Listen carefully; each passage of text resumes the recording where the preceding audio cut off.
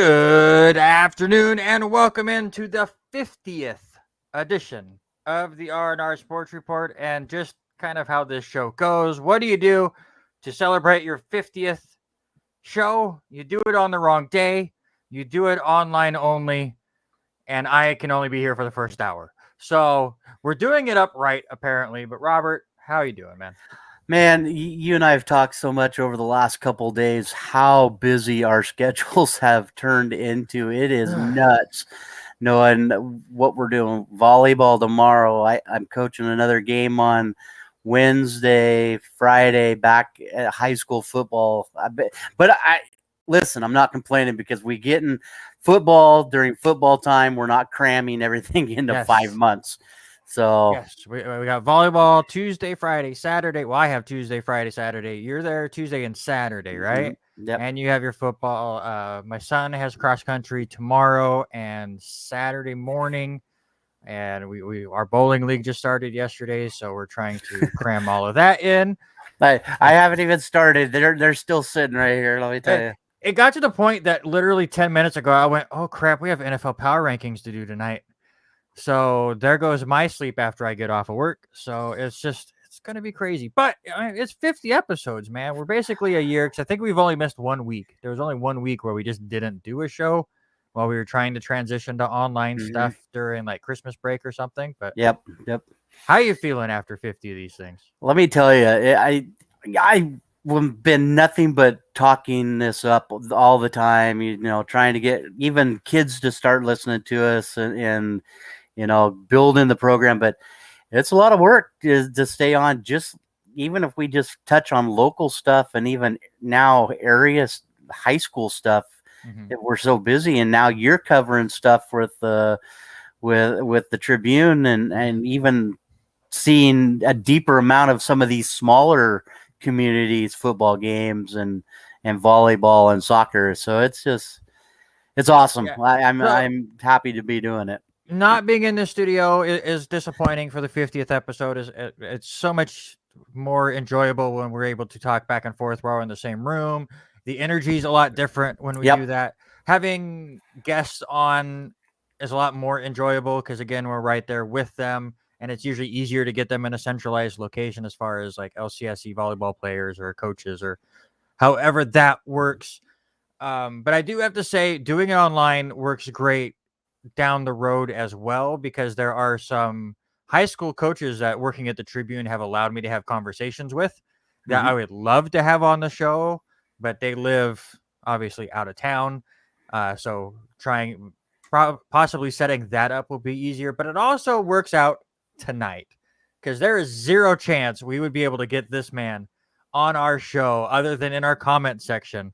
And we even had to switch our night, or switching our night worked out beautifully because now we're not fighting with his other show that he decided to bring back. But if you have ever watched the show live, or if you watch it with comments on, you have seen the name Erik Watkins. He is probably our most loyal listener and easily our most commented listener by far. He's a good friend of mine. He's part of the kickoff and Soccer to the Max, as we tried to get him to break a couple weeks ago when Robert and I were we were up late trying to get him to break on, and he just could not. He just didn't give in. Hats off to Erik, man. But it is our 50th episode. I'm so glad we're going to be able to have him on, and he's going to be able to cover me as I have to leave here in 55 minutes to go to work. But let's bring him on from Florida, Mr. Erik Watkins. How's it going, man? Ole. And with that, we're out. We can't do this to start the show. Wrong football. What? You're talking about all of this and trying to break me and everything. I have to give everybody a proper pitch invasion. Come on now. So, I mean, where do we want to start with Erik?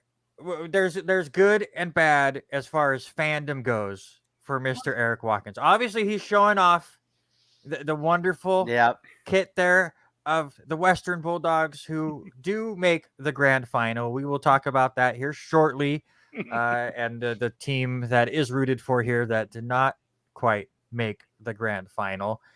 So we can talk good. We could talk about the Tampa Bay Rays, who are dominating the AL East. Have you checked the score tonight? One game is bad. Of course, that's just because I want them to win now, so they're going to just spite me and mess everything up. But going into spring training and you look at all of the experts, most of them had Tampa Bay completely out of it. They were like, oh, the Yankees are going to run away with it. Not these three people. We knew, like, Tampa Bay does not go away. So we could talk good there, or we could talk the Miami Hurricanes, who did not have a great opening week last week against Alabama. Or we could talk your Jacksonville Jaguars last night. Yesterday. Do we want Happy Erik to start the show, or do we want Grumpy Erik? I'll let you, as the guest, decide which way we go first. You know what? Since I'm going to have quite a bit of grumpiness on the kickoff anyways, I'll give a small taste of Grumpy Erik to start it off. Okay, I can't hog it for everybody. So let's start with your Jaguars. Not the best opening against Houston. I picked it right.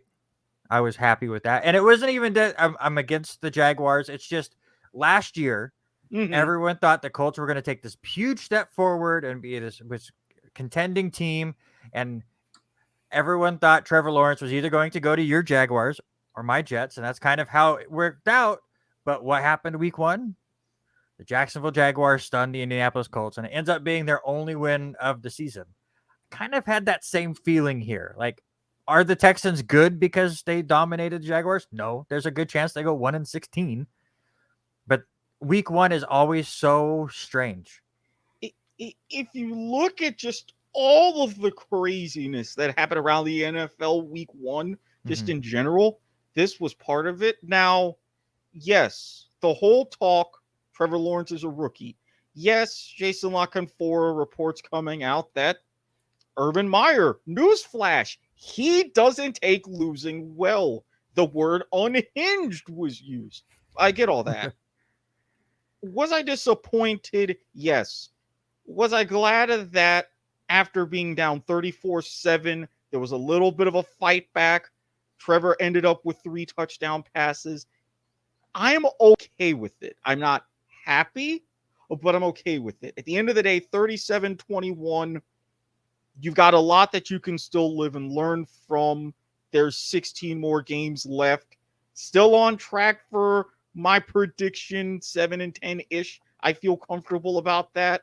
So it could have been a lot worse. What are your thoughts on Trevor Lawrence? Debut game, how did he look? Handled himself very, very well. Not afraid to take those big, deep throws like he did at Clemson. You still see a little bit more chemistry. I like early on with Laviska Shenault, and then going more towards DJ Chark at the second half and towards the end. So he's got a lot that he's really building off of. And even with the 3 interceptions, yeah, it was a good day. It was a good day. Yeah, I can definitely take that. And let's just jump right into what John Bruni in our comments is talking about, because that was another one that was very, very shocking. Not just that the Saints beat the Packers, but they just demolished the Packers. That was like the most lopsided game of the weekend, I think. Saints win that one 38-3. Are we going to overreact to week one, or is this just a strange game? What do you think, Robert? Listen, they talked that's the whole thing, practice and whatever. They had 3 guys, linemen, that were not playing in their normal starting positions. They had 1 guy that was out. So the cohesiveness of the linemen was off. But you could even just tell that the feel between just the receiving core and Aaron seemed to be off the entire game. Do you read into he doesn't play well in Florida? How many times he's played in Jacksonville and he has been that? I mean, this guy is one of the elite quarterbacks to ever play the game. And just because he does not play well in one place, I don't think that is the direction I'm heading. I think what needs to happen is it needs to be a little bit more getting those linemen back and ready to go, because he just had no time a few of the times. I mean, he was flush quick, and I New Orleans just had more to play for. They are on such a cloud high right now because of everything going on. They're at least playing football because of Hurricane Ida and all that. And for them to actually play and get a game in, it is good. Now, on the other side of the ball, you're looking at Jameis Winston. Jameis Winston played like what Aaron Rodgers would be playing. I mean, how did they put on the wrong uniforms? Did Aaron LASIK, Rodgers man, LASIK surgery? Yeah. This is the great sponsorship for LASIK surgery today. Yeah. So, can Jameis Winston keep it up? I don't know. It'll be interesting to see. Jameis played fine, but he Yeah, didn't have to do anything. He only threw the ball 20 times. It just happened he threw 5 touchdown passes. He didn't have to do anything because his defense played so well against Aaron Rodgers. He had short field at all times. Kamara only 83 yards rushing. So it was like, yes, they put up 83 points. They completely dominate Green Bay. I give it to the defense for sure. But I think the Florida factor is a big thing because, especially for Green Bay, they are setting themselves up. Okay, we're going to play in New Orleans. We're going to play in the Dome. You're prepping for that. And all of a sudden, here's 100-degree weather and crazy humidity. And New Orleans, like, we practice outside in this stuff all the time. It's not a big deal for them. So it's that game that lets talking heads like us have something to talk about. But anybody now going, oh, Aaron Rodgers, this whole offseason is just going to blow their whole season. No. It's one game. It's not the end of the world. And I was actually shocked at the little bit of radio that I got to listen to today that it wasn't that way, where people were overblowing. Luckily, I haven't listened to Stephen A. Smith or anything, and that's their job, is to overblow everything. But I don't know. Eric, what's another game that really jumped off the page for you yesterday? To me, San Francisco and Detroit. Now, it wasn't so much overall, but I break it down into pieces because you figure, all right, with the Niners, Jimmy Garoppolo, all the big thing about, Trey Lance coming in, yada, yada, yada. He got his first action. Everything was great. And then you wonder, Detroit, new coach wanting to bite people's kneecaps. Jared Goff coming in. It's like, all right, how do you finally gel and really change that culture to get rid of years of losing? Then the game actually starts. Everything's going fine initially. Goff shaking off whatever. Nice plays of Hawkinson and everything. And then it turns. Then you see the same old Detroit. And next thing you know, it's 38-10. All of a sudden, okay, the Lions come and get a touchdown. Great. Then they get another touchdown. They get an onside kick, and you're wondering, kind of, where was this the whole game? And then fourth quarter, they figure, all right, Niners are still going to ice it. Nothing to worry about. You get a fumble. All of a sudden, Detroit's back, 41-33. They have a chance to tie the game with under a minute to go. And I'm like, am I really seeing this properly? Is this really a thing? This isn't some mirage or glitch in the Matrix or whatever. So I would have been more impressed had they converted that fourth down and actually tied the game, forced overtime. But hey, it's one of those big quirks, and I'm like, I don't necessarily know what to make of it. It's like, were they that good? Was it just a whole bunch of question marks for me? It honestly just felt like San Francisco took their foot off the gas and then forgot how to put it back on. Mm-hmm. And I give full credit to Detroit for fighting all the way back. Obviously, they did not look good in the first half, but I like the way they have built the team that I think shows the strength of Jared Goff. He likes to play up the middle. So you're going to get tight ends like TJ Hawkinson is going to be great. You have 2 good receiving backs in the backfield in Swift and Williams, and that's what their offense was based around. And they don't really have any like crazy deep threats as far as wide receivers go. Anyone that's going to go, you have to make sure a safety's over the top there. So is Detroit going to be good? No, because defenses are going to figure them out. But I like the fight from them. San Francisco looked really scary for 2.5 quarters. I mean, again, it was just Detroit. But they almost pulled in Atlanta in week 1. And then the question marks would have really started. Robert, how about another game that jumps out for you? There's actually 2 that you say in the Philadelphia-Atlanta game.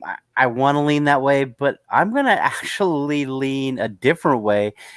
How about the Arizona Cardinals being able to handle Tennessee?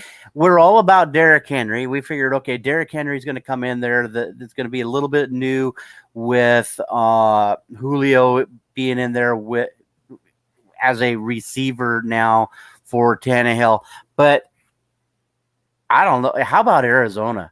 Arizona just looked lights out. They were just moved the ball. It had every part of the game just looked to be, in the highlights I saw, just very easy flowing. They just seemed to be relaxed, letting the game come to them, not overthinking it. That's the big thing. We see so many of these players start overthinking what they need to be doing.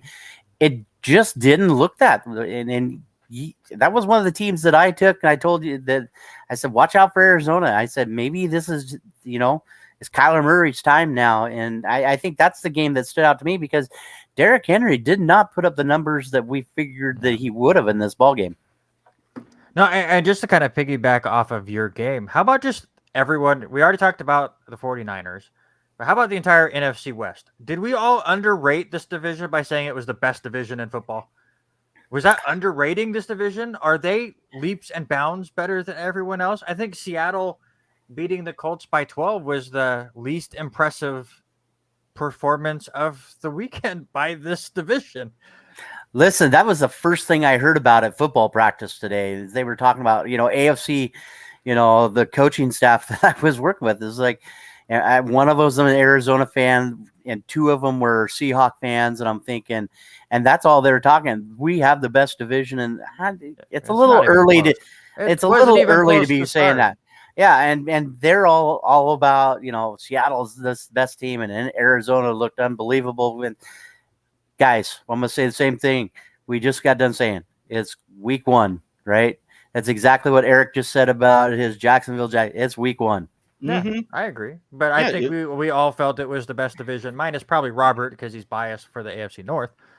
But but I mean, with all of this, you have Chandler Jones, 5 sacks, Kyler Murray, 5 total touchdowns. What San Francisco did when they were clicking. Seattle going back to, all right, we're going to let Russ cook. But again, it's a great start, but it's just a start. If it keeps up, like as we're getting closer, week 5, week 6, going towards Thanksgiving, we keep seeing these performances, then, hey, watch out, and you're potentially looking at 3 teams making the playoffs. I'd be good saying that then, not now. Just looking at the matchups real quick for the NFC West next week. 49ers are playing the Eagles. I think they'll be fine there. Rams now get the Colts. So we'll see what they can do on the road after a good Sunday night performance. Cardinals are hosting the Vikings, who, how do you lose to the Bengals there? And nearly get the tie. I was really hoping we just get a week 1 tie. It would have been fantastic, but they choked that out, though I do think the referee screwed them out. I'm pretty sure Cook's butt was on the ground. I mean, yeah, I mean, I get what they're doing with the changes in refereeing everything and getting more upstairs. Absolutely fine. But in instances like that, I think that's a further push towards having a full-on sky judge. Because to me, in seeing with those particular angles, he looked down. But not only did he look down, but because I had the red zone on at this point, and then we had, I forget what we were watching at that point. We on our side TV, it was either the U.S. Open was going on, or the Packer game was on, or baseball was on, depending on whatever time that exactly was. But on the red zone, they had that replay going on for like 5 minutes. It just refused to end. And then they still got it wrong, in my opinion. But then, and the other game I have to bring up next week, Seahawks get the Titans. I think that's going to be a really good one. Especially if the Titans need to bounce back after that week. But of course, I'm going to bring up just real quick. We don't need to spend a ton of time on it, but we talked about Trevor Lawrence. Let's talk about Zach Wilson and his inability to have half of a second to think especially in the first half. Give full credit to the Panthers defense. Their game plan was perfect. By no means am I going to pull a friend of the show, Robert Taylor, and say there was no fault in my quarterback. Zach Wilson struggled at times to find the right reads. He does throw an interception, throwing it into double coverage in the middle of the field, and then doesn't learn his lesson. And his very next throw is a rollout that he underthrows and nearly throws a second straight interception. But just like what Erik said about Jacksonville, I loved the fight in the second half. The Jets go out and outscore the Panthers 14-3, and would have had a chance to have that last drive like Detroit if they could have figured out how to stop Christian McCaffrey, who nearly had 200 yards himself.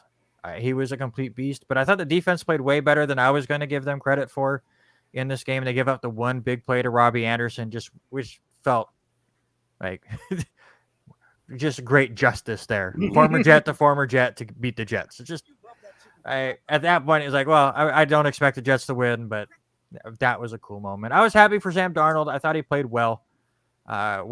Still wasn't that slick, but he's going to be so good if his check down is Christian McCaffrey. Mr. Happy Feet is not going to have happy feet when he can just go, okay, read 1, read 2, McCaffrey. And that'll be the way he plays. But I was happy with the Jets performance. Him in best ball. Right.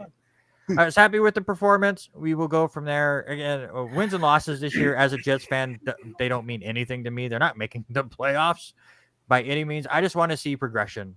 And for two of the best Jets receivers to be out of this game, to lose the left tackle Becton in the middle of it, and see an offensive line that was already in shambles have to completely shift and rotate, I was happy with the game.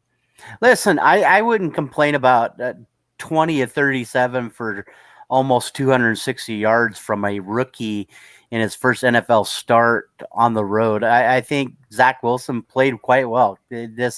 The line gave up a little bit, getting sacked 6 times. Yeah, getting sacked 6 times, I think, is the big thing for me. But, if I'm taking him, I really think your New York Jets played quite well. Like you said, one big play to Robbie Anderson, I think, is probably the difference in this ball game.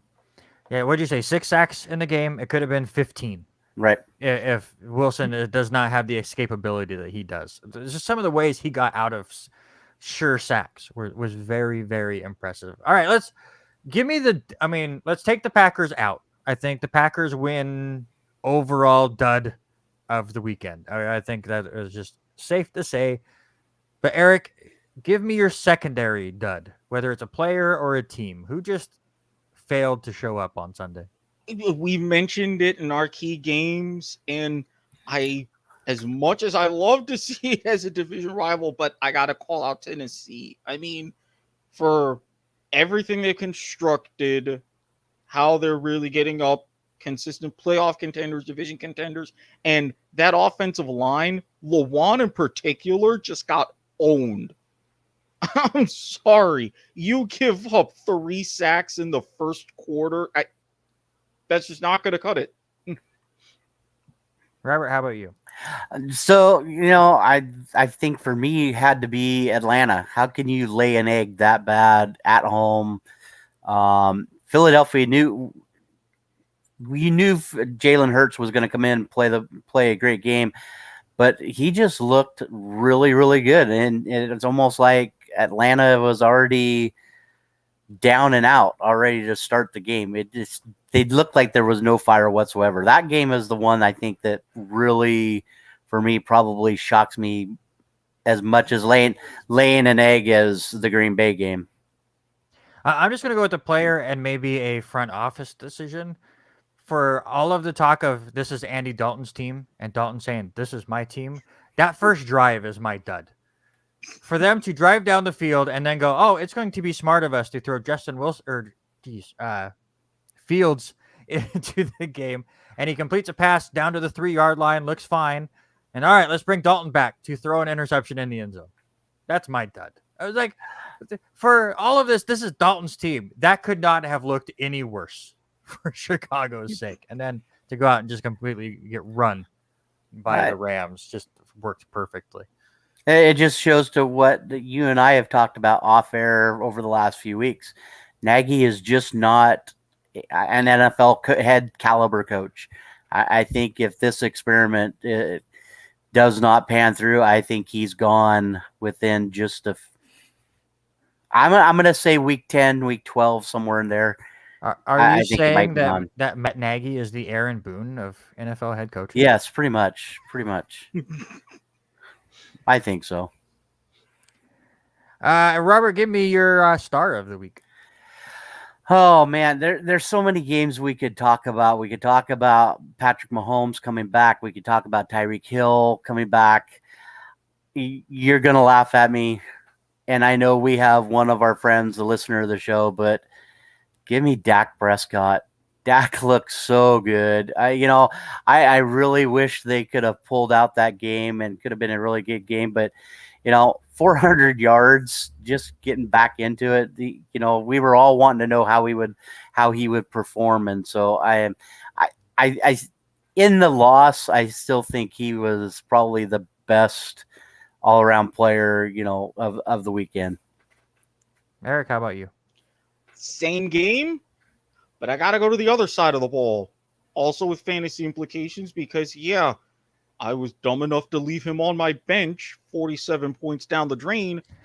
Tom Brady. Yes, defending Super Bowl champion. Yes, he's always lived for big games like this, but come on.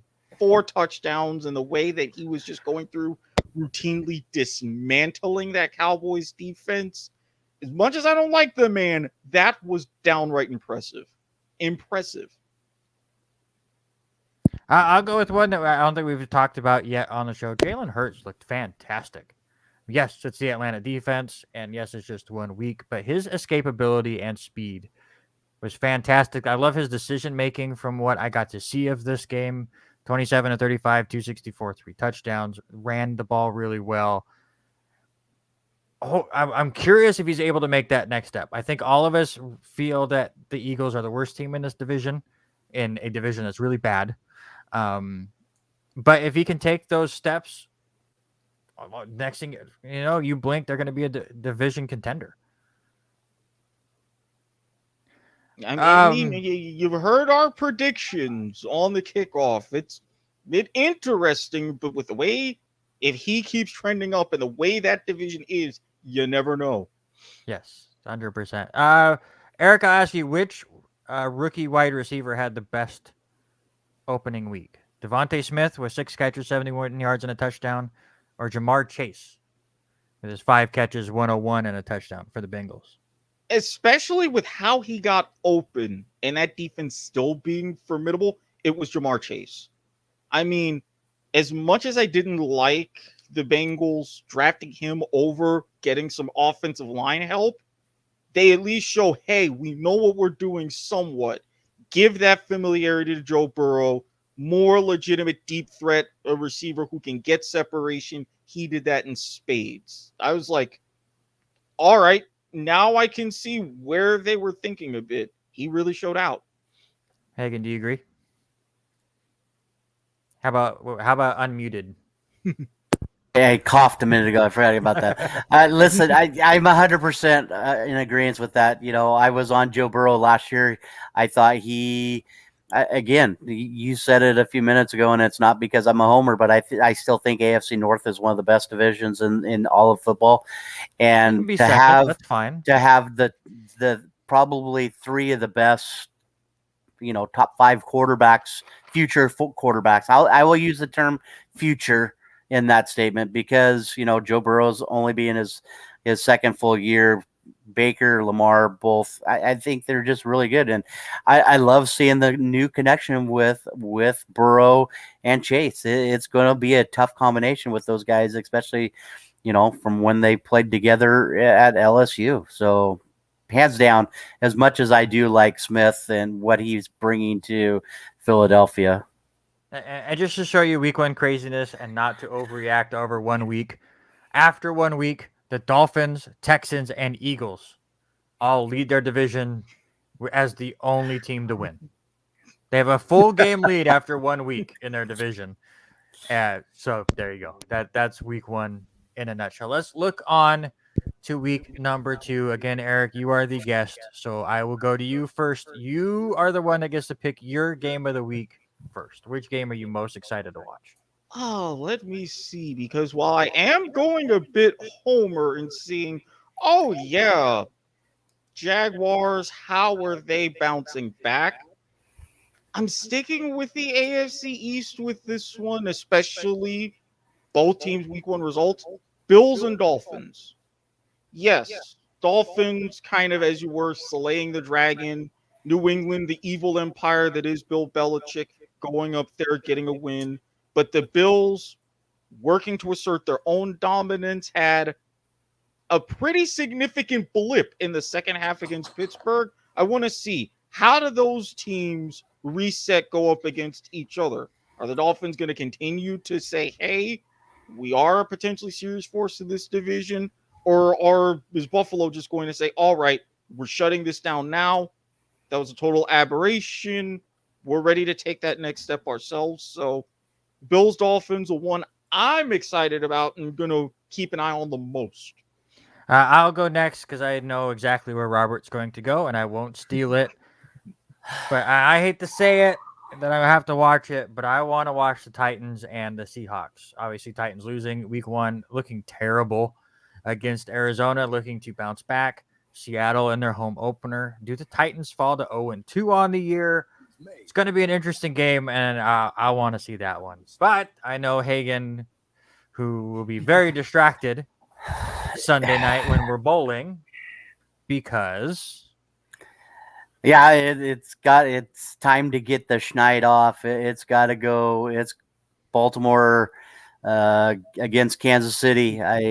It's going to be a rough night for me bowling. Whether I go down and just bury my head into my bowling and record the game and watch it at the end, but there's enough people that know that game's going to be on. Yeah, I don't think I can do it. So it is going to be the game of the week. Again, this is just a future matchup, for the next so many years. It's going to be Mahomes against Lamar.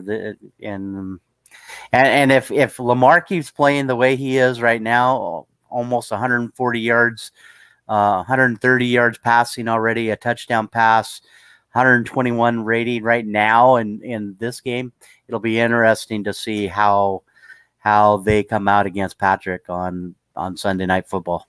And then before we get away from the NFL for now, both of us got our pick right for Thursday Night Football last week. We'll see what we can do this week, as it is not as enjoyable of a game on paper. But Thursday night this week is the New York Giants and the Washington Football Team with Taylor Heineke, which is not the way I wanted to get the starting job. I really felt that he was going to come in and push them to the playoffs, but I didn't want to see Fitzpatrick injure his hip, which is he's such an old man. What a perfect fitting injury for him this year. But I feel bad because obviously I love Fitzmagic, but I'm taking Washington at home. They're a 3.5-point favorite. Give me the football team to get their first win. Eric, what about you?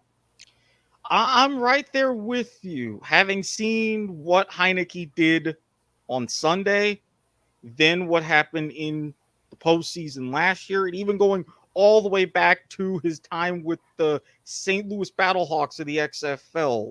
A little bit underrated, but you give him the opportunity, he's done nothing but show out. And one of the guys that I wish I hadn't started, Daniel Jones, little bit more skeptical, but especially at that number, give me Washington. Robert? My heart says go New York just to go against both of you, but I think, I'm still a little worried about Saquon. I don't think he came out with the numbers that they thought he was going to come out here this last week. They played safe with him. Yeah, and that's what I'm worried about. Do they play safe one more time? Or do they let it all hang out against Washington and try to get into that lead, which we know is going to be another one of those divisions where it's going to be thrown up in the air. Who's going to come down in week 18, week 17, to be the winner in this one? I want to say, and not knowing, and I have not seen things today. I don't know what happened with the MRI with its magic, so I don't know if it's negative, but I got to go Washington. 3.5. Yeah, give me Washington. From the reports I heard, it was a hip subluxation. Mm-hmm. So, that's going to be a little while. Yeah, they didn't say his season is over just yet, but they put him on IR, and then they will go from there. Actually, before we get off of the NFL, that brought up another point. What was the biggest injury of the week? Because we had a ton. Oh, there was one. I believe it was in that Jets-Panthers game that looked particularly scary. Because it was on a red zone. I was doing a little bit of laundry and other stuff at that time, but I remember you never want to see moments to where the players are on the field taking knees and somebody getting carting off. So I was like, that was Mekhi Becton. It did not look good at all. Mine, as far as impact goes, is Jerry Jeudy, which another one that looked worse than it actually ended up being. It looks like he's 4 to 6 weeks, but he was looking fantastic in his opener. A lot of people thought that if Denver was going to take that next step, it was Jeudy moving forward, and he looked really, really good until his injury. So, I mean, any positives that the Broncos took from week 1 completely get erased with the Jeudy injury. Robert, what about you? I think I'm going to go Raheem Mostert. I think he not being able to finish that game out against Detroit, it just kind of leads a little bit to be desired for next week's game. I think I think the 49ers need him to be a back that they can rely on all the time. I think the fear of how long he's going to be down with that knee injury, it's scary for a team over the last couple of years. That's all they seem to have dealt with, have been injuries. So I think I'm going to go Mostert. And he's out 8 weeks, which is just terrible to see because he's had terrible injury luck. And with that said, all 3 of us play fantasy football. We all play fantasy sports. Do not go after someone because they get hurt. For Mostert's wife to have to come out and plead to stop, just leave her husband alone and not get on him. What is he supposed to do? It's not like he goes out there and does crazy stuff to get injured. There's no there are ways to work on your muscles to make sure you can help possibly prevent injuries, but injuries are a freak thing. Yeah. What the heck are you gonna do? So, but people take fantasy sports way too seriously. Like, I get way into it. I'll be sad when I lose, and I'll be excited when we win. But at the end of it, I'm not mad at a player. It's a game, and we're playing a game on top of the game. I think Eric and I play fantasy sports because we're fans of the Jaguars and Jets, and we hope to root for somebody that wins. And if they don't, then there's we're so used to it. But just calm down, leave the players alone. I mean, if the Jaguars can't win championships where they're not, I can at least say, hey, I've won 4 or 5 fantasy football titles in the last 20 years. I can live with that. I can sleep. All right, so now we're going to leave Eric alone for just a minute because we got to talk some local stuff. And we got to talk the Lewiston, Clarkston. Well, let's talk soccer game first. Let's talk happy. Clarkston winning that one. What was it? 5-0 was the final score. The bigger news out of that one is they do raise over $1,000 for charity, which is, again, anytime Lewis and Clarkson gets together, they always do a fantastic job. Obviously, we talked to the ADs last week and all of the work that they do together just to try to make it a special moment. That was cool. So congratulations to the girls soccer team to win. Yeah, 5-0. And Rebecca Skinner has 2 big goals in this one. And Rebecca living in the shadows of her sister, Luella, who has now moved on. It's huge there. but then the coach's daughter, Sienna Newhouse, comes out with the hat trick. Great job there. And Erica Pickett, I mean, blocking 8 shots on goal. So, I mean, it's awesome to see. It was awesome to see them do that. And like you said, I mean, it's always a good time when they can raise so much money. And they're still selling shirts. If you're interested in that, contact the high school, both high schools. They're still sending, doing fundraising for the I don't remember if it's Quisenberry or if it's Conan fundraiser. So make sure you check in. Quisenberry. I think when I was typing stuff out on Friday, that's what I had put. Yep. So let's get to the football game. Obviously, I wasn't able to watch any of it because I was at the Tribune waiting for other high school sports to get done. I was able to listen to most of your broadcast when the app was working, when the internet was working down there at the Tribune. I think the app was working fine. It was just my internet was going in and out. But after the first quarter, it was very, very, very one-sided. Yeah, it was so one-sided. But it was the first quarter was unbelievable. It was a 2-0, 2-0, or excuse me, 6-6 tie at the end. But then all of a sudden, it was like Cruz Hepburn. It's time to take over, kid. And that's what happened between him and Snow getting the carries for Lewiston. It was just all about the running. Lewiston had over 340 yards rushing. Just and it was not much from Cruz after the third quarter. I think midway through the third quarter, they shut him down. They let Jace play a little bit longer. But Lewiston's going to be tough on the play designs they run. They run a lot of that 2-receiver back, fake to the one, pivot, handoff to the other kind of play. They did have a couple of sweep plays, but for the most part, it's hand the ball to Cruz and let Cruz do the work. Carter Stein come out, had the better of the two quarterbacks for the ball clubs. He was under a lot of pressure. He did get sacked 6 times, but does still complete 11 of 21 for 149. Jace McArcher only threw the ball, I believe, 8 times, completed half of them. Only 24 yards there, but when you can run the ball like Lewis did, that's all you have to do.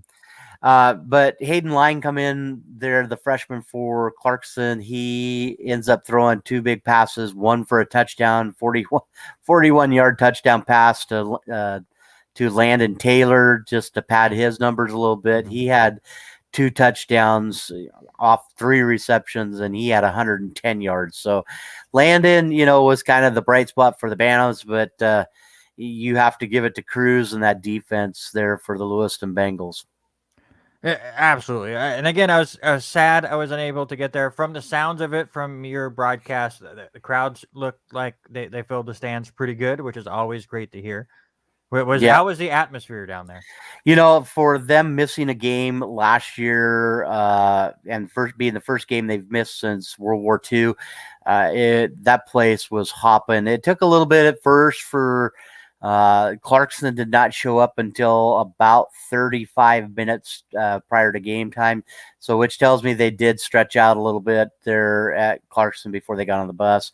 They just didn't want to get in the heads of all the guys. But the Lewiston side filled up pretty quick, and by the end of the first quarter, it was standing room only around the fences. And you've been there. You've been on the sidelines doing sideline reporting, and you know how busy that place gets. And there wasn't really a spot or a fence line that you could not be at. Absolutely. Some other local football scores. Asotin does fall to Cholula 26-7. They were down 20-0 in the fourth quarter. That is Cholula. Pullman loses. That was a tough matchup for them too. That's a higher league school, right? Yeah, they're a 3A school.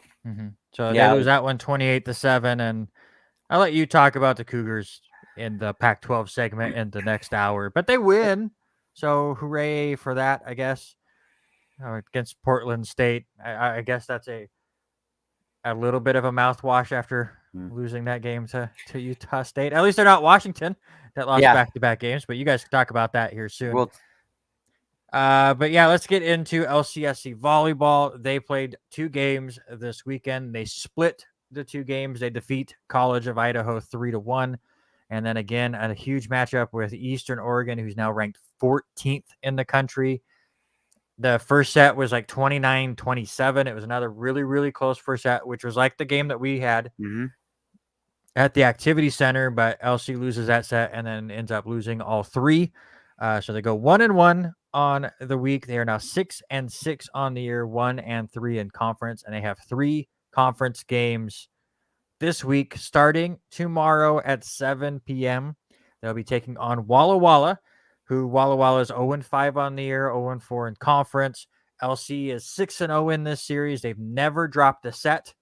So hopefully volleyball players aren't listening and they're not going to take it easy. They need to get these wins, as again, they're 1-3 in conference, but you'd expect LC to win on Tuesday. I would at least think they are the favorites there. On Friday at 7 p.m., they get Northwest, who is 4-5 on the year, but 3-1 in conference. LC leading that series 3-1. And then Saturday at 5 p.m., they will be taking on the Evergreen State College. Evergreen's 3-2 on the year, 3-1 in conference, and LC is 3-0 in that series. All 3 of those games, you can hear me on KLCZ 88.9 FM Lewiston, which that's why we're here. It's because I will be on the radio when I'm supposed to on a Tuesday night, just doing something completely different. Robert will be there doing PA Tuesday and Saturday. Friday, you're calling the Clarkson game. Who do they play? Yeah, Clarkson will be on the road. As we open up the season, 3 straight on the road. We will be at University High School taking on North Central, as North Central doesn't have a field to be playing at. So we'll be doing that up there at University High School, just out there in the Spokane Valley. So that'll be a good one. So tomorrow's going to be tough for me there, Randy, as you know, you'll have to plug our show a couple times, but LC is taking on my alma mater. So it's going to be a little work for LC, but you work for LC. You're on a radio show for LC. There's no difficulties, sir. All right. Erik is back at perfect timing, because now we're going to get into the sports that don't get enough airtime. We do it here in the top hour so I can be a part of it. There is the man. Let's start with the positive. Erik, your Western Bulldogs, you were worried about them at the end of the regular season. They slipped a little bit. They're in the grand finals. How are you feeling? I feel fantastic. And it wasn't just losing 3 in a row, losing our top goal scorer to injury, Josh Bruce, Luke Beveridge, all credit to him, mixing and matching what to do with Marcus Bontempelli, who should win the Brownlow medal for league's best and fairest. I'm putting it out there right now. Everything, especially with Cody Waitman being out with concussion, having to miss the preliminary final, a thorough dominating performance, dogs against the world. I am just so thrilled.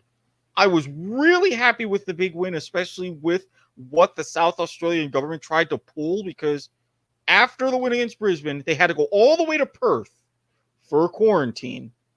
Then there was like, hey, the match is in Adelaide. Well, South Australia government was like, well, the power can train, but your quarantine that you're doing in Perth doesn't really work.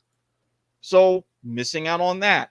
Flying back into Adelaide, throttling Port very thoroughly, done after the first quarter. Now heading back to Perth one last time for the grand final. Bring it on. Bring it on, bring it on, bring it on. Whatever you throw at us, we are ready.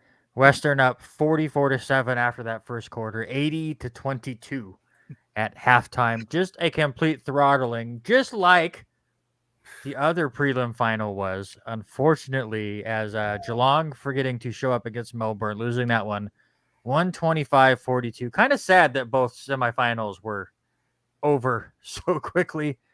But Robert, first year as a Cat fan, disappointed? Yeah, I mean, there was 3 games, I think this has to be the lowest game I saw of the year. They just came out.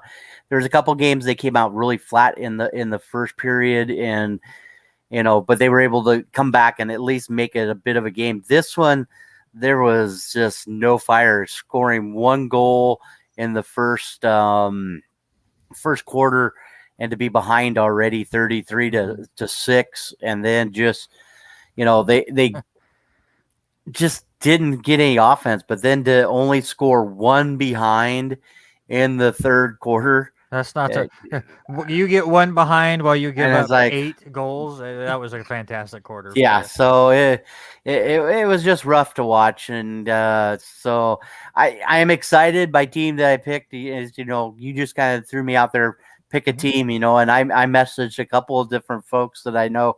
I'll say, who do I take, and to come down with that, and for me to follow for the first time, I'm excited. I kind of like what they did with how the playoffs are set up, so I'm excited for that. Bad thing, I mean, dude, some of these games are so late at night, and then I've got to. How many times did I text you over the last couple of weeks? No spoiler alerts, because I gotta wait because of the time difference. No, this week I completely waited on Erik to message me. I saw the highlights of it. That's my problem. I follow AFL on YouTube, and then usually during the regular season, it'll just say, here's the highlights of said game. And I go, okay, and now go watch the full game. But here for both of these games this weekend, it was this one player goes nuts. And you're like, well, now I don't even have to, I know who wins. Thanks. Yeah, they showed highlights of all 17 of our goals. And then on another channel, they highlighted, all right, these are the big plays. And you get 10 different calls from it, which is pretty exciting. But the DVR has been my friend, although I'm debating, and I've got time to still figure out, I might either have a midday nap or pull an all-nighter because it's the grand final. I may do that. I would say midday nap for you. For one of us, it would be an all-nighter. We got 2 weeks to figure it out. It's what, the 25th? 25th. 2:15 in the morning here, 5:15 over there for Erik. So I'm not pulling all-nighter for 5 in the morning, but I can take a nap and then get up to watch it. For us, depends if I work that night. If I work that night, I'll be getting off right as it starts, and then that'll be my excuse to stay up. But we'll see what my work schedule. Well, let's see. The 25th is a Saturday, correct? For us, yeah. Mm-hmm. So I believe I'm going to be coming back from Spokane that night, so maybe I can catch a nap in the car on the way back and then stay up. So there you go. Maybe we'll just have to all get on StreamYard and keep each other awake and watch Erik lose his mind. Real quick, U.S. Open. I only got to watch a little of this, obviously, because first week of NFL football and the last week of the regular season for my fantasy baseball league, so I was watching a bunch of that. But disappointed or not that Novak Djokovic was unable to get the season Grand Slam? What are we playing? I forget this sport, Tennis? I don't follow tennis. That's what I'm getting at. There's no tennis for me. Come on now. I was like, hey, wait a minute. And then I realized, oh, yeah, that had already happened. Even with, what were they saying, like the historically weakened field without all of the big names, it would have been nice to see it happen, but good for Medvedev winning a major. Aside from that, it's one of those, Joker, he'll maybe have one more chance. It's hard to do the entire Grand Slam in a single calendar year. But... And you could tell after he breaks down on the court after the match, just the stress of it all had to have gotten to him. You saw that throughout the entire tournament where he was losing the first set to people he should just be blowing away, and then he would just blow him away the next 3 sets. So you could tell the pressure was there. I just wanted to bring it up because, again, it doesn't get a lot of airtime. And I didn't really want to talk NASCAR because the Richmond race was boring. I'm a NASCAR fan. That race was so boring. But here's the rub, especially for a NASCAR fan. That's why I sing through the story. Yes. They're really going to try to have their clash inside the LA Memorial Coliseum. which would be so cool. I'm so for it. Again, the Clash is that opening race that no points. It's kind of their preseason all-star race. Usually is at Daytona, and everyone wrecked. So then they did on the Daytona road course this year, which then they realized mud is bad for cars, and that became a huge issue. At least they learned that before they actually had their normal race at the Daytona road course. So yeah, I'm excited for all that news, and NASCAR can continue to attempt to try different things to bring people in. But this Richmond race, it was just everything got so spread out and no one was close. And I am just not a fan of short tracks with no banking on them. New Hampshire's another one. And which is sad because Phoenix ends the season and it's another one of those where the banking is just non-existent and like tire wear just destroys cars. Like I watched this entire race and like 10 laps in, the commentators are saying, and now all the cars are running it 2 seconds slower than they did on lap 1 because the tires just fell away so quickly and it just became a complete mess. Golf, we get Ryder Cup next week, so we'll have something fun to talk about there.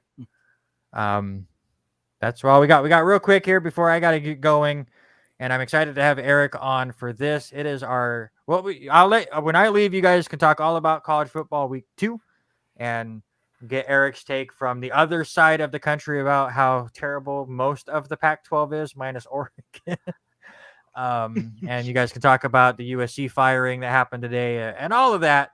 But we got to get our picks in before I run. I had a fantastic week. Unfortunately, I underestimated Penn State's ability to completely throttle UNLV. I thought the point spread was too high. They had it by halftime, and then they were the only team to score in the second half. But that was the only one I missed. I got the rest right. I even told you I thought Oregon was going to pull the upset, and they do. I thought Iowa was going to dominate Iowa State, and they did. I was very, very happy with my picks. Robert goes 2-3, which the two that we had different was the Iowa State game, and then you thought Washington would bounce back, and they were like a very old bouncy ball. They did not bounce back. Yeah, we talked about the Iowa State game, and it is always one of those games you look forward to. I just figured Iowa State would have played a little bit better than what they did. They just had nothing to even bring to this matchup. Iowa just seemed to pull away and run the course, and to watch Ashton Kutcher take Iowa that early, in the morning picks on ESPN. I'm like, no, dude, he isn't going to happen, but it did. Harry, thank you so much for the congratulations on the 50 episodes. Very happy Erik is here. We're going to have to get Harry on another one of these live stream style shows as well, so we kind of sync some of our shows together. You guys got to get Robert on the kickoff as well, and I'll try to get back on whenever our schedules stop. This week sucks. But let's get into it because I got to get going. But so here you go, Erik. You got to get it on this as well. Friday, 6 p.m. Pacific time. Maryland is a 7.5 point favorite against Illinois. Robert, who are you taking? I'm going to take Maryland. I think it's too many points for Illinois to overcome. So give me the points in Maryland. They're going to run away with it.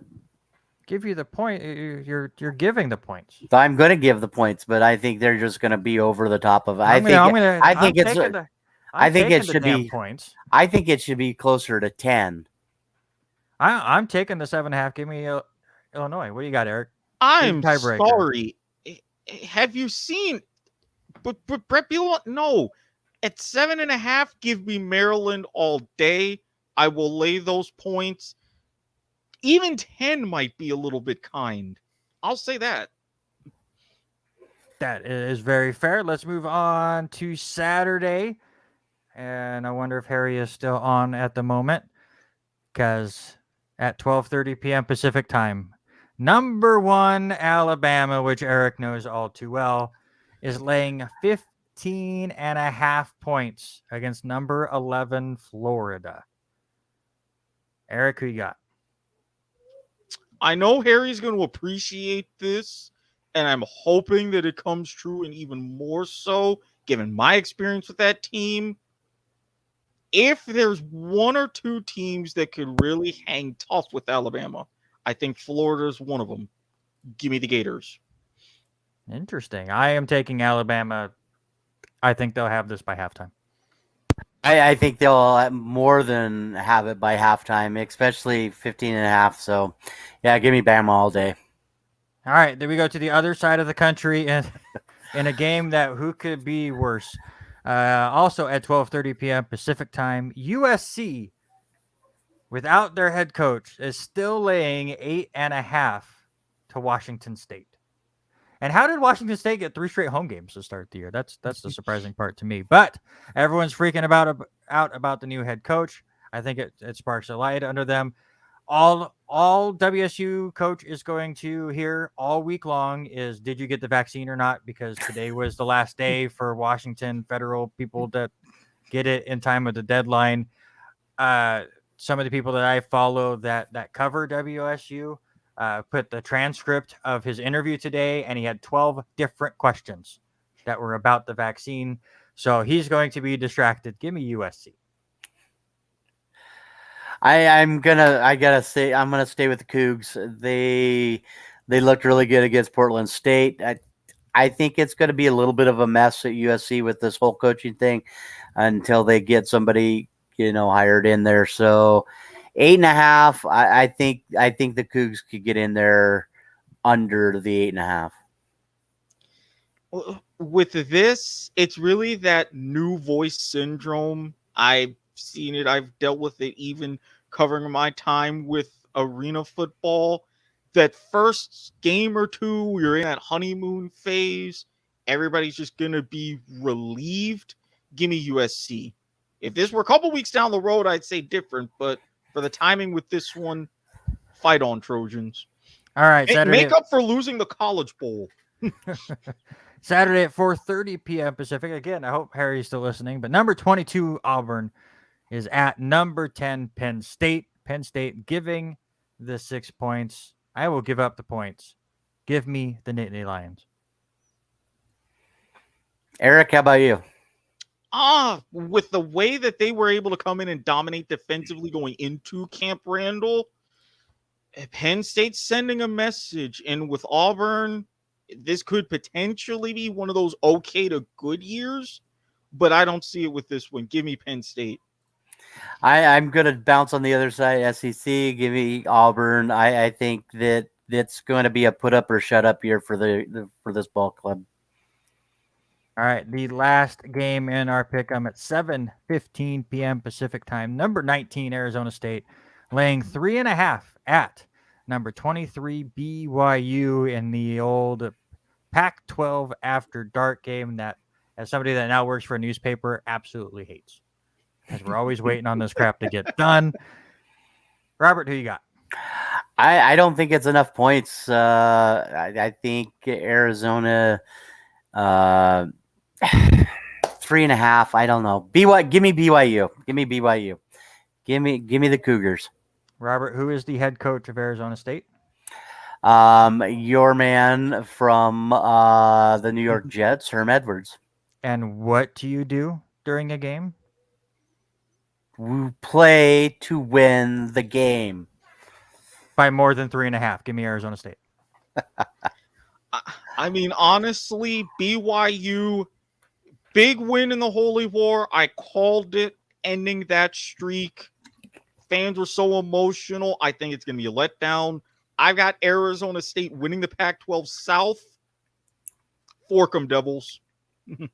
There you go. Those are our 5 picks for college football. We will have NFL power rankings up at some point tomorrow. We'll see how much I can get to after I get off work tonight. We'll have our pick'ems for the rest of the NFL games up Thursday morning. So check out all of that on the R&R Sports Report Facebook page. I got to bounce. I'm going to let these two handle college football and baseball and whatever else they want to talk about for an hour. I can't believe I'm leaving Robert in charge. It's always scary when I do that. But before I go, I want to say thank you, Eric, so much for always hanging out with us and then being here finally on one of these shows. I very much appreciate you, man. Hey, it happens to be good timing. Congratulations on 50 episodes. I'm glad I could be a part of it. It's worth it. All right, you guys keep enjoying your show. I'm out. All right, thanks, Randy. Yeah, and we're gonna talk a little bit about. I want to dive a little bit more into this coaching change, USC. I mean, you've got Clay Helton, and he's been with the program since the Lane Kiffin days. You know, he took over in 2015. He had well over I want to say a 600 win percentage. Do you think they jumped the gun going against firing him against Stanford? Yeah, they lost by 20 plus, but do you think they jumped the gun a little? Well, and this is one to where I really wasn't surprised because I kind of relate this situation to the last couple of years at Michigan with Jim Harbaugh. You have a blue blood like USC, you're up to a certain standard. And that standard is winning championships, getting to Rose Bowls. While Clay Helton has been good, they haven't taken that step up in saying, hey, even for the legitimacy of the Pac 12 with the college football playoff, it has not been there for the Trojans. And I think they're a little bit skittish, especially with what Chip Kelly just did right across town against LSU. He's got everything figured out there. With the rest of the Pac-12 South, you had Utah immediately coming into the conference and being a force. Arizona State, like we talked about, they know that they're at the risk of running farther behind. So we're like, you know what? We're not going to drag this out. We did it with Kiffin. We've got to cut bait. Something's got to change. So we look at his numbers really quick. I just pulled them up here. Since the time where he took over in 2015, he's went 46-24, including a Rose Bowl win to cap off the 2016 season. And he was, I'm not sure if, I think they should have easily let him try to finish out the season. I think they pulled the gun a little bit early. But on the other hand, now they're putting Dante Williams in there for the coach who's only been on the staff for a year as the cornerback coach and defensive pass coordinator. Is it going to show the inexperience, do you think? I think so. And in some ways, I think it's a bit wise because they're letting him audition the year. Because, you know, especially for a name like USC, you could get that gravitas. You could get that big name coach, but you're not going to get it right away. And we've seen quick trigger hirings go horribly wrong. So you're like, okay, we know it's not working with Helton. You've got this season. Show us what you can do while we get the search committee. And if we have to go with someone else, that will be ready to go. Yeah, 100%. So let's talk about the big news that happened on Saturday and everybody was watching. And how about the Oregon Ducks going into the Horseshoe and snapping OSU's 23-game win streak at the U? The Horseshoe, is that probably the game of the year so far? Easily, because for everything that you could look at, all right, Georgia and Clemson, well, one touchdown, you both have like still two very good teams. A lot of times it bounced back. Notre Dame, Florida State, well, look at what happened this following week.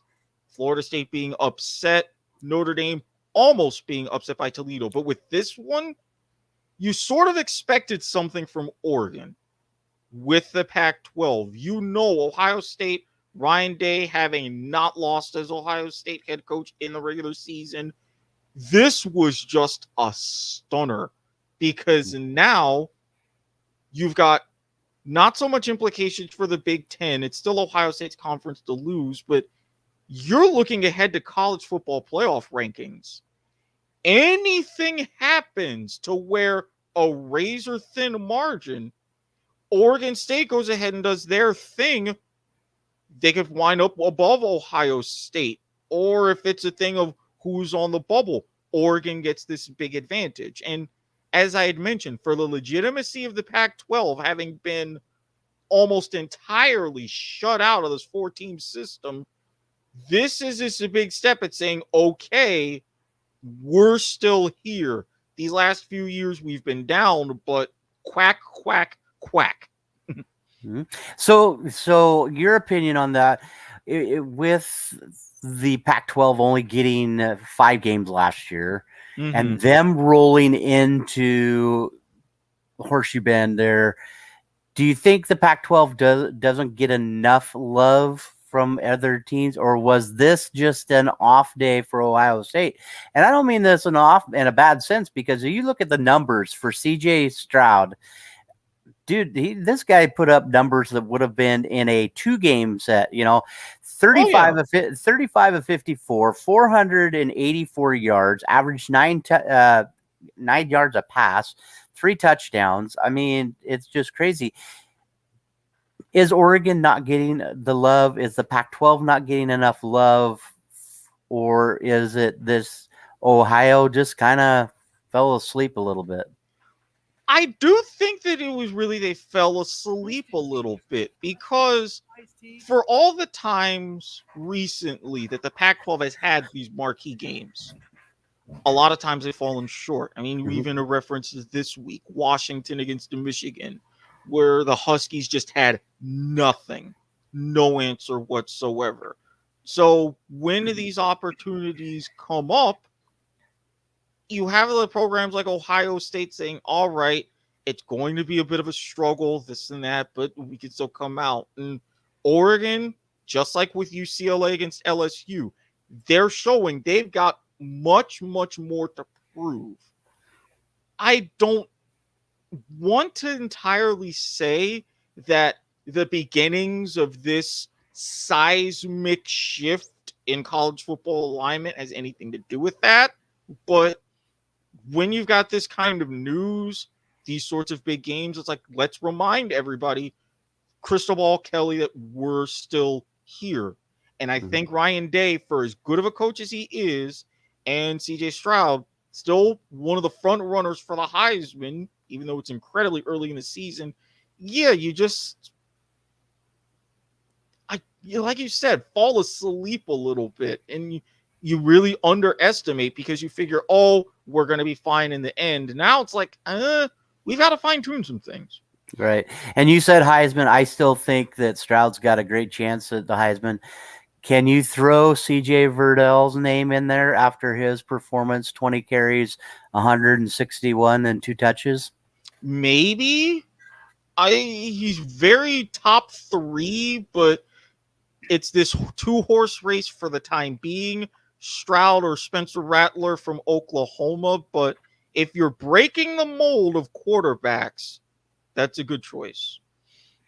Okay. How about another game that stood out to you? Coast to coast, the floor is yours. What college game stood out to you this past week?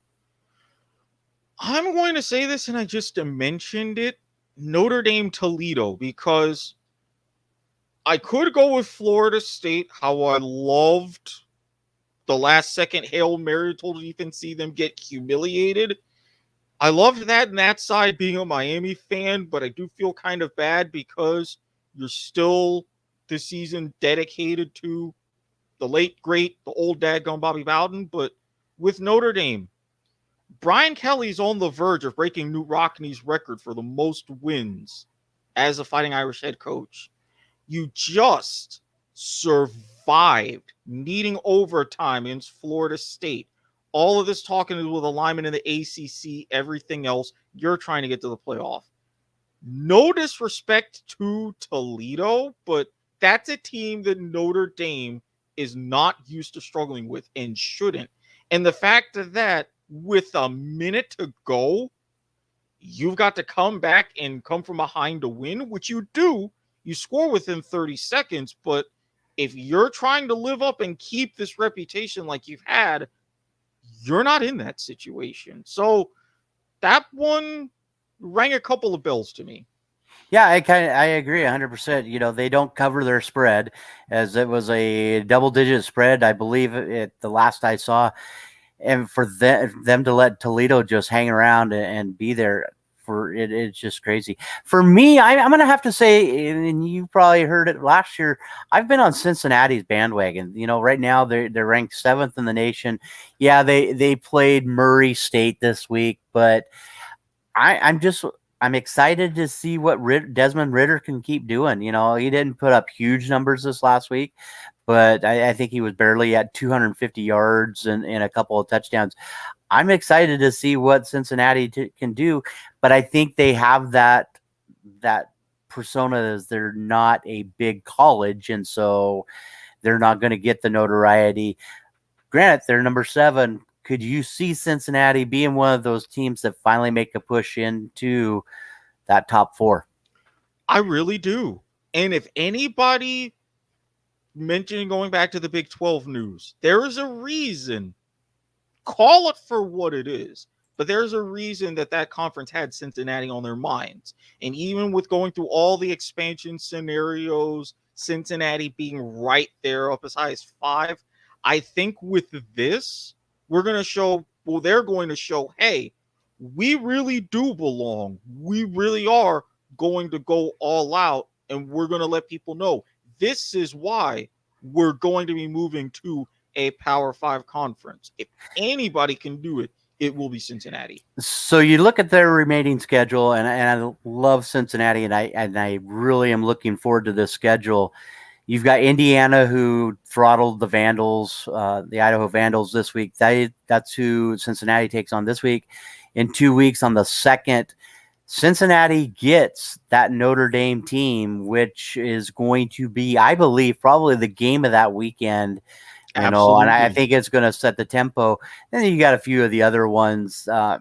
You know, they're going to play UCF. They're going to play Navy. They'll play Tulsa. I think the statement game for this Cincinnati Bearcat team will be the Notre Dame game in 2 weeks. Oh, yeah. That's when we did our college football previews on the kickoff. We looked at Cincinnati. We both, Harry and I, circled that game.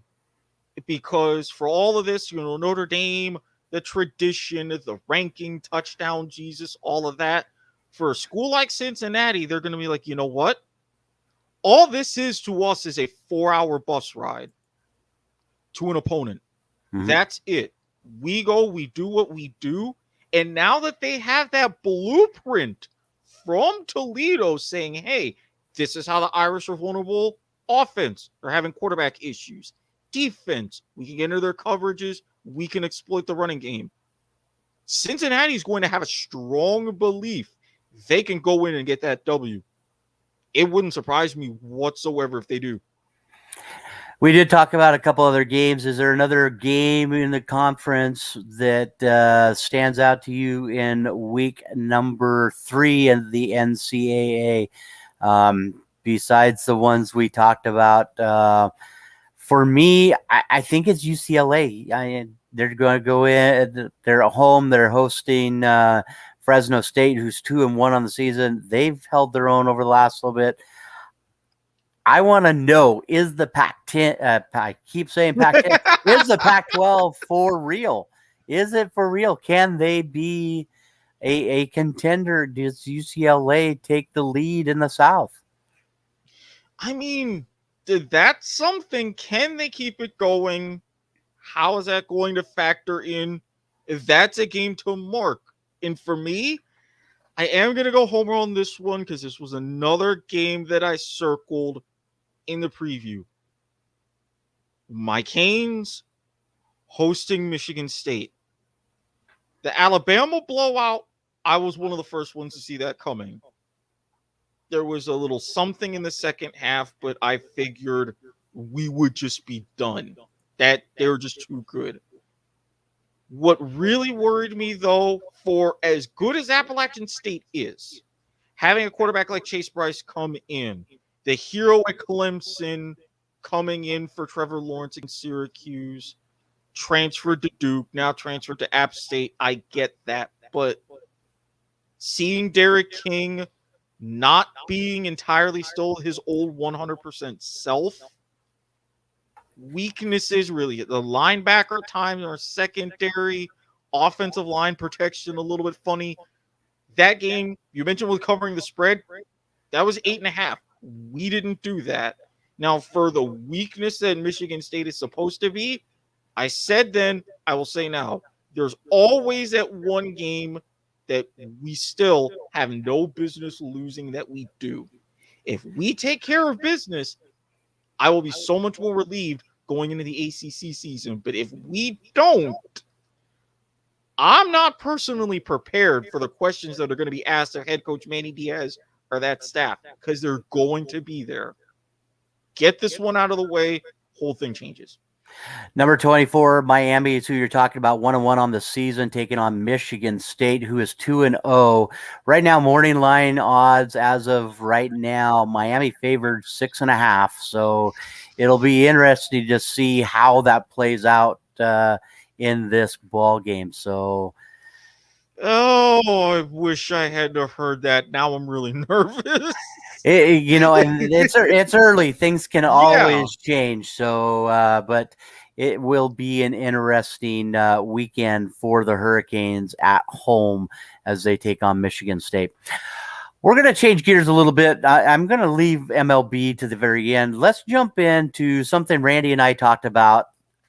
As both of us, you and I are huge football fans. We follow a lot of things. Let's talk about some best college traditions. And we talked about some things Randy and I have done in the past of things that stand out that make us remember why we play the game and the things that happen.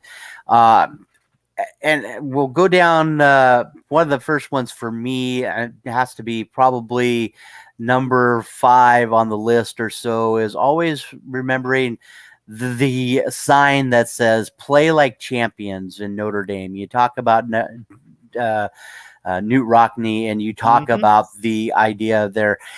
One thing always that got me is watching that team run out of the locker room slapping that sign all the time. So for me, probably number 5 is that one.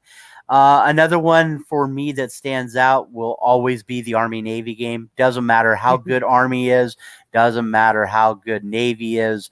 You get the wing offense of Navy going in the Army team that does nothing but run. You might see one pass a game. That triple option, baby. Yeah, that might have to be one for me. How about one that stands out for you before we get to all the other few that Randy and I have talked about? You mentioned a couple that I actually had on my list, especially Army Navy, and for me, even after the game, seeing like all the cadets together, both teams singing their respective songs at the end, the winner singing second, because that's one of the main things that they always talk about, even during that long run. It's like, it's been this many days since they got to sing second, and just that knowing how everything else is going to be after they step off that football field. But for those few hours, that just getting like one-upmanship, all of that, fantastic. And one in particular for me, the rolling of Toomer's Corner. Now, I actually listened to the infamous Harvey Updike phone call on the Paul Feinbaum show. I was just sitting there, just completely mouth agape, like, what? It was like doing what? Because it was just such an innocent thing. The Toomer's Pharmacy, which is still there, way back decades ago, saying, hey, how do we let people know that Auburn won while they were away? Ticker tape on the trees at the corner. And then all those moments going on, seeing all the students going out having fun, thankfully not being destructive, but all the toilet paper, throwing in all the trees. And then you think about so many classic Iron Bowl wins, kick six, all of that. You know what's coming. Seeing them late that night and the next day, great big oak trees covered in toilet paper. You really know where you are. So that was one of my big ones. We'll jump onto a couple of Randy's really quick that I didn't have on my list. West Virginia, the singing of country roads. That's always something big for them. Let me tell you, even from the time I worked at the lanes, 20 years ago, I've never been a fan of Ohio State, and he loves the dotting of the I. I mean, I don't know. It's tough to sit there, especially when the Cougars went into Ohio State and played and got shellacked in the early or late 90s. So for me, I just never have bought on to Ohio State. Right But there let me with tell you. you. But let me tell you, they've still got one of the best marching bands to ever grace the college football groups of all time. So, Oh yeah, and not just dotting the I, because that was another one on my list. It's the dotting the I is the most iconic, but the effort and planning to all the crazy different formations, keeping up with the times. You had the people doing a floss from Fortnite or all kinds of current events and stuff. And I was like, I don't like the team, but anytime I get to see that, I'm just downright impressed. and what those guys can do, these marching bands do, and I had a firsthand experience with the daughter. She marched in high school, as a proud bantam doing that, and then she also did summer stuff, and she marched with Spokane Thunder and Seattle, and to be invited by the Blues to come and march. And I've seen all of the realms of what some of these teams do and what they put their bodies through, and it's just impressive to see. Even the Michael Jackson, I don't remember which college did it, but you probably remember when they did the Michael Jackson tribute a few years ago, and watching them wave through. And I think it might have been Ohio State. I think it was. I So- think it was playing a little homage, doing the moonwalk and a little bit from Thriller. I was like, it's just one of those to where you just sit and you just can't look away, because it's like, Mhm. wow. And then when ESPN, it went behind the scenes about how they set up everything, diagrams on the iPad and all the kinds of practice. It's a lot of hard work just for those few minutes, but every Saturday, it's a fantastic payoff. Exactly. How about another one on your list there that you have? Iowa, in particular, in this, you would think about it as hilarious, but it's a moment of genius. The pink visitors' locker rooms. Going all the way back, Coach Hayden Fry, he's like, you know what? How do I give my guys an edge? Read psychology. Oh, pink. This calming effect, taking away aggression. All right. Paint the visiting locker rooms. All pink. They keep it to this day, and I'm like, you're kind of surprised that nobody's really has thought of that before and really done it since. Ahead of his time, and it works. I don't think I've ever seen a locker room that's pink, but we do, dealing with the students I teach and all that. We actually have one room that is all lined out in pink, and so it's just a calming room. Yeah. So it is kind of cool to bring that up, but it's just, how does that make you feel going in as an opposing team to go into a pink locker room? So that's a good point. It's funny. One Randy had, and I did share it on our page a few days ago, and I think we just have built that we need this. We need to get back to some regular, but to see two big ones like Randy had, and one of them is mine too, Wisconsin jump around, to see the sea of red just start hopping to an old hip hop song from us growing up. It was a couple of years before Randy, but to hear a song that was a high school song for me years ago and watching that crowd, it is just nuts to see that. And even down in your neck of the woods, Virginia Tech with Inner Sandman.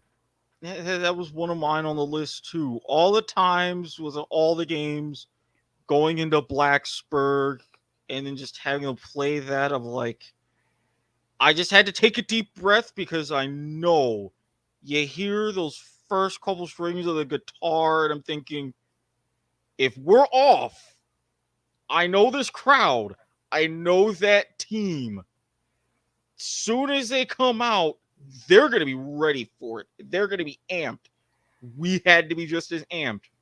Not always the case, but even now, we don't play them as often. That one still gets to me. Yeah. Yeah.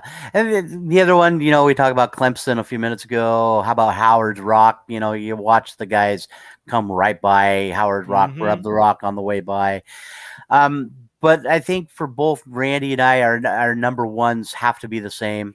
And it's gotten to be, we're trying to find the good in all of these. And for both of us has to be, and I'm going to let you dive into it, has to be the Wave in Iowa. You talked about Iowa a few minutes ago, but how about the Wave at Iowa?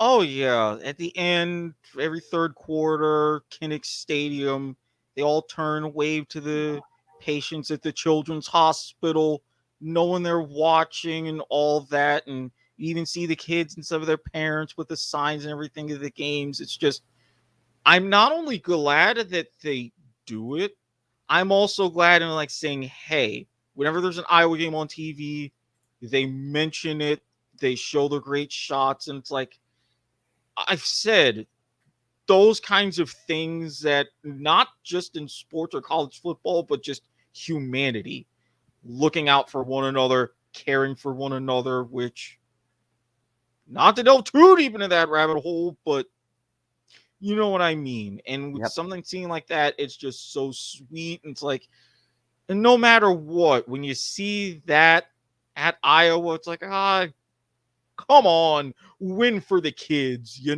pull it out. Yeah, you see it, everybody just turns around and starts waving at these kids, and to think and know what these kids deal with on a daily basis. It's just whatever we can do to lift them up. And so for me, I that has to be my number one. I know it's Randy's number one of that Wave, and it's just all about, we've got so many different things we could talk about. We could talk about the Sooner Schooner running around. We could talk about Rampage, Ralphie from Colorado, but there's just something that dives so much deeper in that is not part of the game. Something deep that just embeds into us of what is important. Why are we here? And it's for those kids. So, any others on your list that is probably your number one? That actually pretty much covered it. I had mentioned, especially like with my number one, Army and Navy singing their anthems at the end of the game.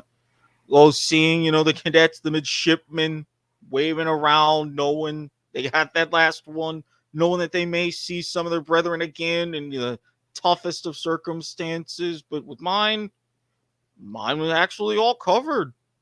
Yeah, there's a lot. So if you're listening and watching this later, let us know. Drop us a line. Like I said, I shared out the Wisconsin one, the jump around. I know we have talked about sharing out a lot of those others. Maybe it's the third down for the Washington Cougars as they do their chomp. I mean, there's lots of things. Let us know what your favorite college tradition is. Drop us a line on the R&R Sports Report Facebook page. Let's jump into the MLB, Eric, and talk about, I know it was tough over the last week as we will just got our power rankings up this last week. Make sure you check out Randy and my power rankings on the R&R Facebook page. What are your who are your top five in your power rankings?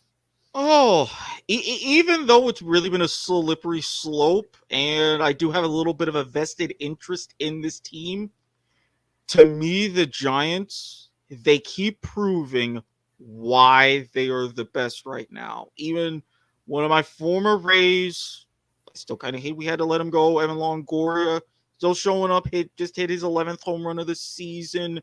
They've got the best record in baseball. And it's like, I would love in some ways to see them make the series. Maybe? Question mark. I would just love to see, even if it's a good Dodgers-Giants NLCS, which Dodgers are another one of those teams I have.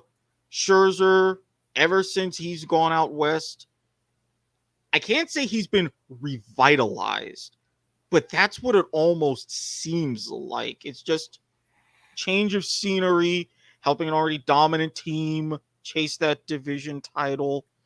Now, I don't really know if I should say this, but I have to give them some sort of credit. Yes, Randy, I'm looking at you, your Yankees. We're trying to keep ourselves, give ourselves a little bit of a distance, but they're just not going away.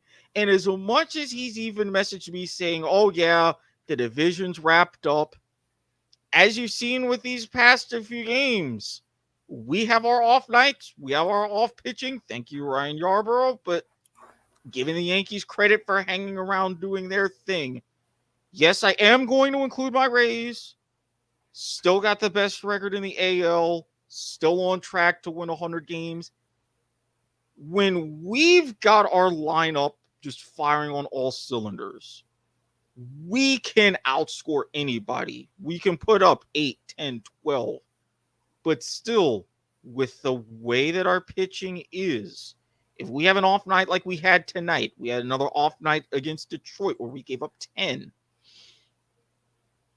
It does not give me for easy game nights for my blood pressure. And another team, like rounding out my top 5, again, they've been slipping a little bit.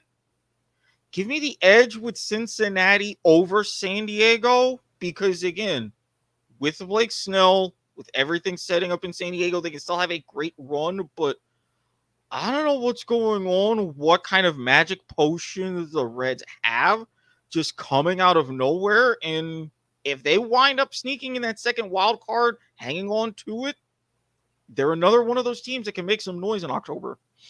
Yeah, you're 100%. I mean, they're right now tied for the second spot with San Diego. We talked a lot. Randy and I were on that NL West, as we really thought both wild cards were going to come out of there, and San Diego has just kind of almost laid an egg. So it's going to come down to whether or not Cincinnati can stay on the horse and keep going. They won't win in the NL Central. Milwaukee is just way too strong, and they have finally started to hit their groove almost at the 90-game win season. So for me, you're exactly right. Where San Diego or Cincinnati, it's going to come down to the final 2 games. As much as I would love to see Philadelphia get in there, I think that one's going to be more of who wants to win it more in the NL East. I mean, Atlanta back up 4.5 games to over Philly, and then the Mets just being a half game back of Philly. So that's going to be a coin flip coming into the very end. So I think you're 100% on with that. Right now, as standings are right now, the Yankees 9 games out in the AL East, Boston 8.5, Toronto 8 out. Does your Rays run away in the last? We're down to 20 games. So, if that many games, can they hold on and be the best team in the AL? My heart says absolutely, unequivocally, but my head is saying maybe. I mean, still got time to sort the things out against Toronto taking this series, but if we don't, and then as you see, Boston, even though we handled them quite well during this back half of the season, if we start struggling and these other teams are sniffing blood, we could be in for a rough, not even the last couple of days, really the last 2 weeks of the season could be heart-stopping. So, again, I want to say yes, we take care of business, win it by about 9.5, get our 100 games, which would be the first time in franchise history we have a 100-win season. That's what I'm really rooting for. But what I have seen, this is making me scratch my head. So, yes, but barely is my official answer. I don't think it's going to be as much of a runaway as it is now. Right. And so you are pretty darn close. I think you guys have 18 games left for Tampa Bay going into the next thing. But you hit it on the head. Right now, Boston has a half-game lead in the number 2 spot for the wild card. Yankees are right behind it. They who got a win earlier. We'll go do scores here in just a minute. But Boston trails Seattle right now, so we can make a game swing there. New York can bounce up to being tied with Boston again, and then if Seattle wins against Boston tonight, that'll cut it to 2 games, for Seattle. So there's still a lot can happen, even with Oakland and Seattle being 3 games back with 18 to go. So AL wildcard is still well up for grabs in this one. Let them all beat each other up. That's what I'm hoping. We just stay completely far out of it. We still have to handle our business.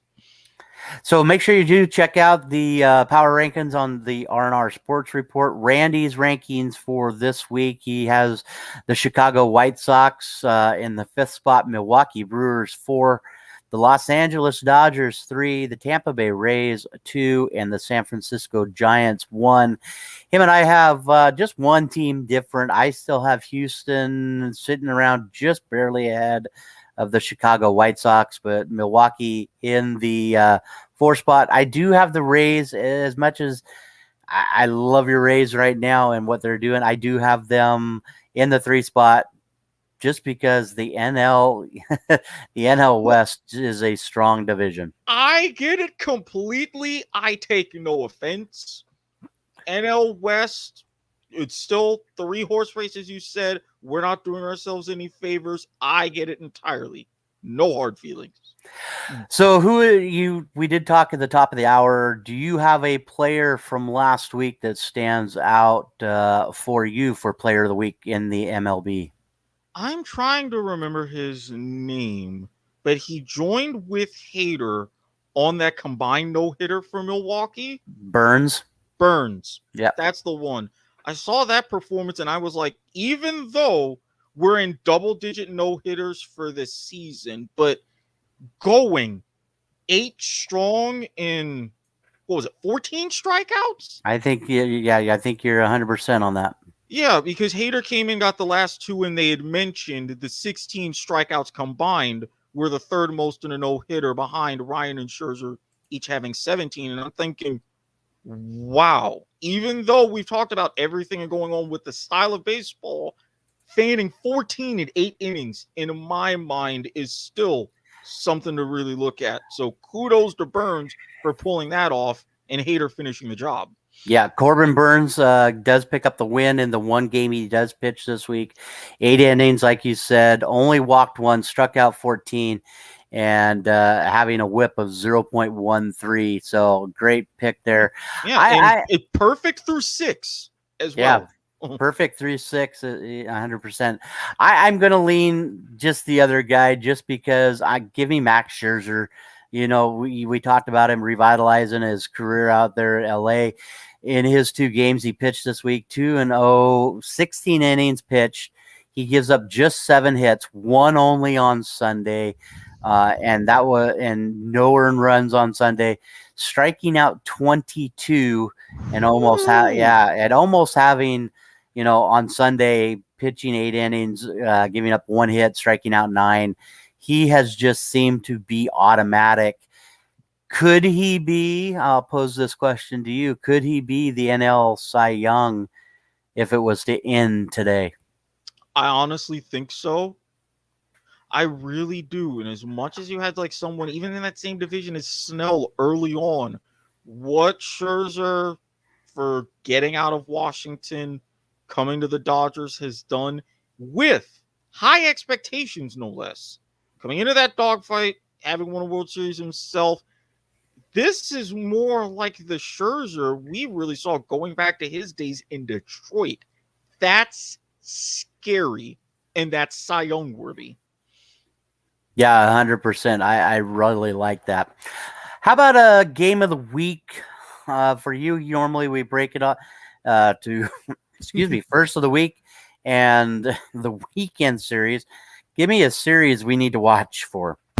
Ooh, I am looking at some of these.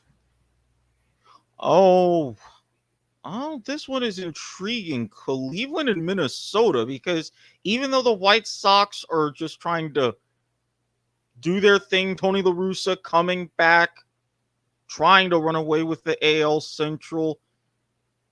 Minnesota, kind of one of those other little bogey teams that, yeah, even though they're still a little bit not quite the Minnesota of old. And then Cleveland, despite Plesac being in again and going on the wrong side of a no-hitter again, it's still too many surprises for me. I'm looking at that one to see if anybody can even still try to catch Chicago in that division.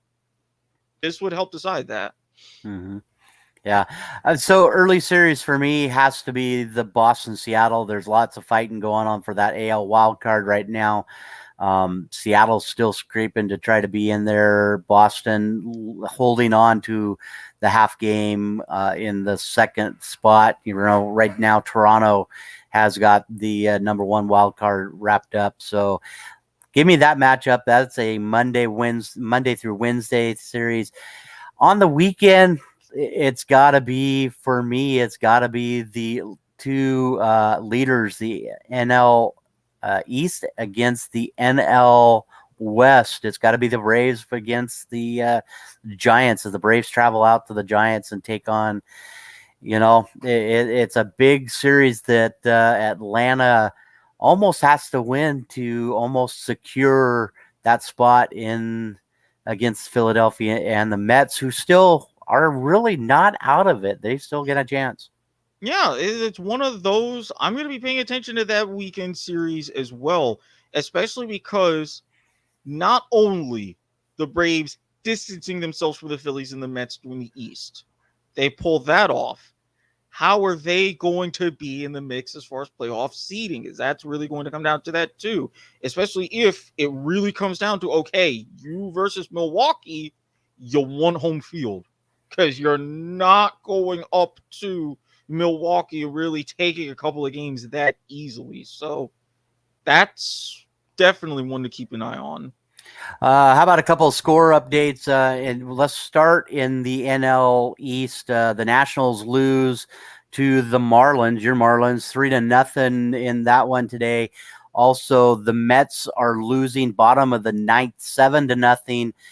These two teams seem to pretty much be out of contention now in the NL Central. As much as I want to say the Mets still have mathematical chance, I don't think it's going to be there.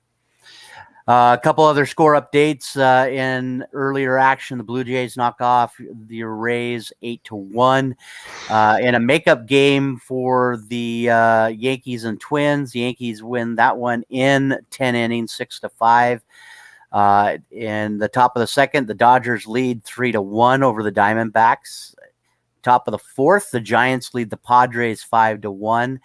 At top of the sixth, the Astros all over the Texas Rangers 11-1. And right now, like I did say, in the bottom of the ninth, the Mets are trailing 7-0. And then in the bottom of the second, my Seattle Mariners lead the Boston Red Sox 2-0. Come on, M's! Come on, M's! Yeah, so it will be an interesting weekend of baseball there. So before we get into this weekend sports history, like we do a lot of some history things, you like to answer some of these questions, and I did these questions. I hope you will nail onto them. We'll do that in a second. Give me something that we did not talk about that we should keep an eye out this week, whether it's a college football game, a baseball game. Let's talk a little bit about your soccer. There's lots of going on in the cup. You want a quick shout out to your soccer folks? Yeah, soccer to the max. Club football is back. We will definitely be talking about it on W2M Network. We're going to be live on Facebook and Twitch tomorrow night. Oh, the greatness that is Cristiano Ronaldo. I was actually through a series of peculiar events up early, 10 a.m. Eastern, 7 a.m. Pacific. His first game back at home against Newcastle, scored twice, wound up putting a game away 4-1, and I'm thinking, I have my Ronaldo jersey from his first stint there. It's currently hanging not too far from me. It still fits, and I'm like, I manifested this. Every show, as you see when we cover club football, I have on CR7. And then at the last minute, he comes. Oh, it was just the perfect start to my weekend. I'll be getting into that more in depth, but just know I will be extremely excited. Yeah, lots of soccer action happening out, so good to see there. I've tried to stay away. I got to throw a score out there. Ravens lead right now in 10 minutes to go in the fourth quarter, 17-10. Right now, Las Vegas with the ball on the move against the Ravens. But let's try to get through some of these this week in history, and then hopefully we can wrap up. Hopefully the Ravens can hold on here in the next couple of minutes. But for this week in sports history, we are going to kick things off in 1938. Alexander Cartwright. Does that name ring a bell with you, sir? It's ringing a tiny bell. Before. The inventor of modern baseball is inducted into the Hall of Fame back in 1938. So 1939, Indians' Bob Veller is 20, and he is the youngest pitcher to win 20 games. Now he is number 2 on that list. 1945, Jimmy Fox hits his 534th and final home run, and he ends up his career 19th all-time. In 1954, Phillies' Richie Ashburn fouls the next 14 pitches off, then walks. Go figure that anybody would foul him off that many times. I did this one for Randy. Randy's not here. In 1960, New York Yankee Mickey Mantle hits a home run over 643 feet over the right field roof in Detroit. I still believe that is the longest home run in recorded history, if I'm not mistaken. You are not mistaken. And for those that don't know the old Tiger Stadium, look it up. Those parts of that were mammoth. Yeah, right field was such to get up and over the lights and I don't think they called it the lean-to, but the overhang, just crazy to think about. 1965, the LA Dodgers future baseball Hall of Fame pitcher Sandy Koufax throws his fourth no-hitter and the first perfect game with a 1-0 win over the Chicago Cubs at Dodger Stadium. 1970, on this date in 1970, the New York City Marathon inaugural event happens. I know we don't talk a lot of running or track, but it's kind of cool to see the New York City Marathon kicks things off. 1985, Pete Rose ties Ty Cobb with 4,191 hits. 1989, Mr. Glasses himself, Indianapolis running back Eric Dickerson rushes for 106 yards against San Francisco to become the fastest player to the top 10,000-yard plateau. Just took him 91 career games. Do you remember those glasses he used to wear? even like with the Rams, they almost look like goggles. I just seeing those, but I'm like, hey, he's got the style, runs like the wind, it works. Mm-hmm. Throw in a little action. I know I gave Randy a bad time. Not a huge tennis fan since I've left the high school, but in 1990, tennis sensation 19-year-old Pete Sampras wins his first Grand Slam, beats out fellow American Andre Agassi 6'4", 6'3", 6'2", to become the youngest male Open winner at the age of 19. So I hope he is listening right now and he hears that one. I did that one for you, Randy. 1997, Mark McGwire joins Babe Ruth as the only player to hit 50 home runs in 2 consecutive seasons. 2018 U.S. Open women's tennis, another one for Randy. Osaka. She is the first Japanese female to win the Grand Slam, to beat Serena Williams in a controversial match, if you remember right, 6-2, 6-4. And the one that happened just the other day, LA Dodgers, Matt Scherzer becomes the 19th MLB player to reach 3,000 strikeouts. And he K'd Eric Hosmer in the 5th inning for his 3,000th. But then guess who breaks up the no-hitter? And that would be Hosmer. in the 9th to break that one up. And Matt Scherzer is now sitting at 3,003 strikeouts. All right, I got a couple of trivia questions for you there, Mr. Erik Watkins, and you. I think we can get to both of them. And all right, no pressure, no pressure. Both of them are baseball this year. Okay. And we'll do with the one a minute ago. I talked about Phillies Richie Ashburn fouling off 14 pitches and then ends up walking. Who owns it, and who owns the longest major league at bat? Oh, so he fouled off 14, and then he had a walk. So that equates to about 18, 19 pitches. I think with the longest at bat, it's 22 pitches. You're very close.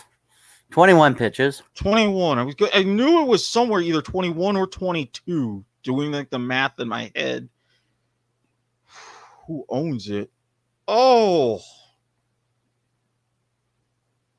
I don't think it's anybody from really back in the day, because I know they would have mentioned it, but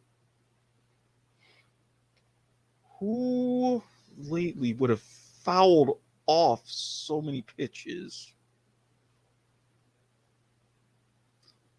I'm going to go with my gut, because especially, a lot of times he got hit off of them, though.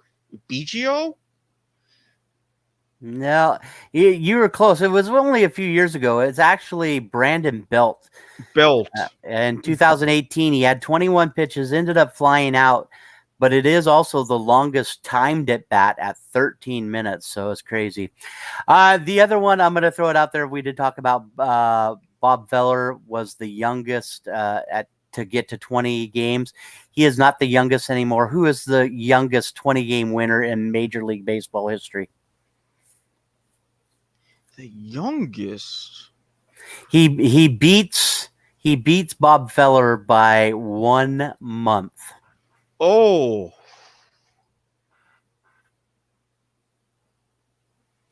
I'm gonna say Doc Gooden, Dr. K himself. You are exactly correct. Doc Gooden, 20 years, 9 months, and 9 days old.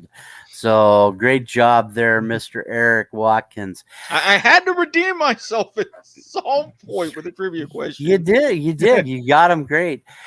I want to thank Erik Watkins for filling in, sitting the rest of the 7 o'clock hour with us, the second half, as Randy had to go off to work. It is my pleasure for you to join us. Erik Watkins has got a lot going on. Make sure you listen to him. He's got lots of things on the W2M network. Make sure you follow them on the W2M network, whether it's the soccer, whether it is football. He has got so much going on. Make sure you listen to him. He is a great friend of the show. Glad to have you on, sir, and thanks for sitting in for Mr. Randy tonight. Glad to be here. Glad I was able to answer the call and be a little part of show history. Yeah, always celebrating the 50th episode, and thank you very much, sir. For Randy, Erik Watkins sitting in for Randy, I'm Robert Hagan. We will be back next week on Tuesday, and we will have another jam-packed show. Week 2 of the NFL, college picks. We'll look at all of our picks, see where we went right, where we went wrong. But for now, we are out.